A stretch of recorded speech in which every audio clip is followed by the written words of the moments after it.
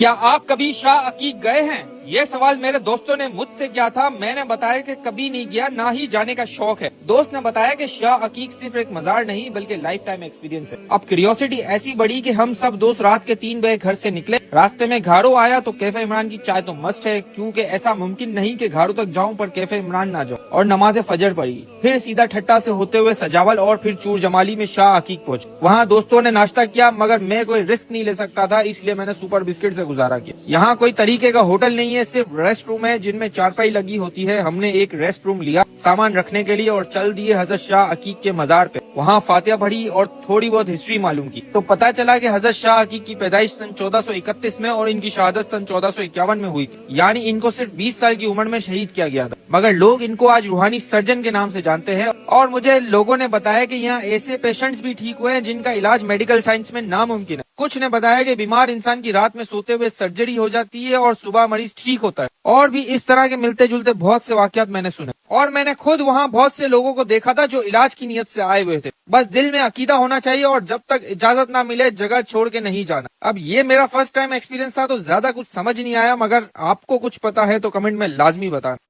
حضرت شاہ عقیق بابا کے مزار کے قریب ان کے بڑے بھائی حضرت عبداللہ شاہ بخاری کا مزار ہے، جنہیں لوگ ٹلن شاہ بخاری کہتے ہیں. لوگوں نے بتایا کہ ٹلن اس لیے کہ انہوں نے ایک بار سیلاب کو ٹال دیا تھا، مگر مشہور جلالی بابا کے نام سے ہیں. میں نے بھی ان کے مزار پہ فاتحہ پڑھی اور ہسٹری معلوم کی تو پتا چلا کہ جلالی بابا سے جنات بہت ڈرتے ہیں، کیونکہ اگر کوئی برا جن یہاں آ گیا تو جلالی بابا اس کو پکڑ کے جلا دیتے ہیں. یہ بات سننے میں تو بہت عجیب سی ہے، مجھے بھی لگا کہ مذاق ہے، مگر میں نے خود عورتوں کو آدمی کی آواز میں چیختے دیکھا کہ جلالی چھوڑ دے مجھے، میں آئندہ اس عورت کو تنگ نہیں کروں. بہت سے لوگ جنات کے اثرات اور کالا جادو کے علاج کے لیے یہاں آتے ہیں. اس کے بعد میں وہاں سے کچھ فاصلے پر حضرت شاہ عقیق کے تیسرے بھائی حضرت مسکین شاہ بابا کے مزار پہنچا اور وہاں فاتحہ پڑھی. اور اس میدان کی حیران کر دینے والی بات یہ ہے کہ آپ نے سیدھا لیٹ کے 3 بار گھومنا ہے. اگر آپ میں کوئی جنات کے اثرات نہیں ہیں تو آپ رک کے کھڑے ہو جاؤ گے. اگر آپ کی باڈی میں کوئی مسئلہ ہے تو رکو گے نہیں بلکہ آٹومیٹکلی گھومتے رہو گے اور الٹیاں آئیں گی، جس سے آپ کے اندر کوئی غلط چیز ہوئی تو وہ باہر آ جائے گی. میں نے بھی 3 بار گھوم کے دیکھا اور میں کھڑا ہو گیا. اور ایک بات سمجھ آ گئی کہ جتنے بھی لوگ گھوم رہے ہیں وہ جان بوجھ کے نہیں گھوم رہے، کیونکہ نارمل آدمی دھوپ میں اتنی سپیڈ میں نہیں گھوم سکتا، کوئی غیبی طاقت ان کو گھما رہی ہے. اس کے بعد حضرت اسماعیل شاہ بخاری، پھر حضرت موسیٰ شاہ بخاری اور حضرت مستان شاہ بابا کے مزار پہ بھی فاتحہ پڑھی، اور یہ سب بھی حضرت شاہ عقیق کے بھائی ہیں اور ان کے مزارات بھی قریب ہی ہیں. واپسی پہ ٹھٹا پہ حضرت جمیل شاہ داتار کے مزار پہ فاتحہ پڑھی اور پھر گاڑو